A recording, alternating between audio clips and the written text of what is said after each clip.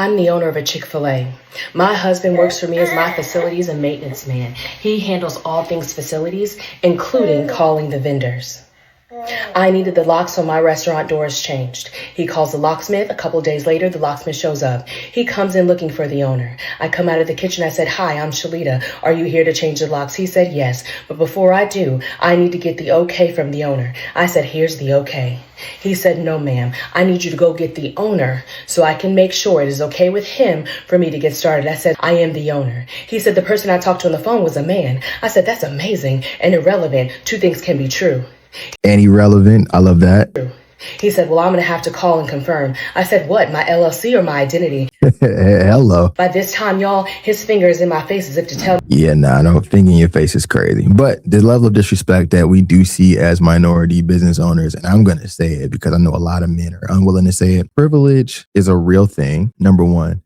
And I think people need to be more realistic about that. I think the moment that all men say that they have more privilege than women is the moment that other white men will say that they have more privilege than everyone else. And that's just a fact, right? Like, and we need to stop acting like this, because even in my business, I can say it is a true 100% fact that when I see where I started, and I have two peers that started the same way that I started, just the access to capital, the access to bank loans, the access to all that stuff was just not, it didn't exist for me until I was at a point where you almost just needed it to scale, where they got it just to open. And then you have people like this, you're giving them an opportunity, and he comes in and says, "Well, where's the owner?" And she's like, "Well, obviously you're looking at him." And he's like, "Well, basically what he's saying is, I don't believe a woman can own this establishment."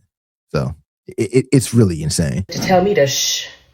He is on the phone with my husband. The shush part is where, yeah.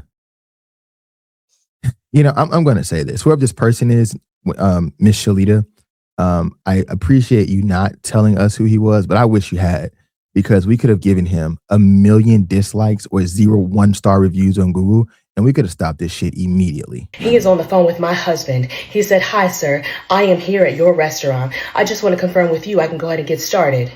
He said, "Sir, that's not my restaurant. That's my wife's restaurant. Her name is Shalita." And I love your husband for this, because he said, "This is my wife's restaurant and y'all are married." And it, you know, a lot of people say, "What's mine is yours." And he said, No. This is my wife's restaurant." Shout out to her husband. We need to interview her husband. That is fantastic. I love that. Her name is Shalita. Is she not there? He hangs up in silence and in shock. He went from confident contractor to Windows 95 error screen. Windows 95 error screen. Yo. A lot of y'all are going to be like, "Henry, you're old." This is actually going to confirm my age, because I am very aware of Windows 95 error screen, you know.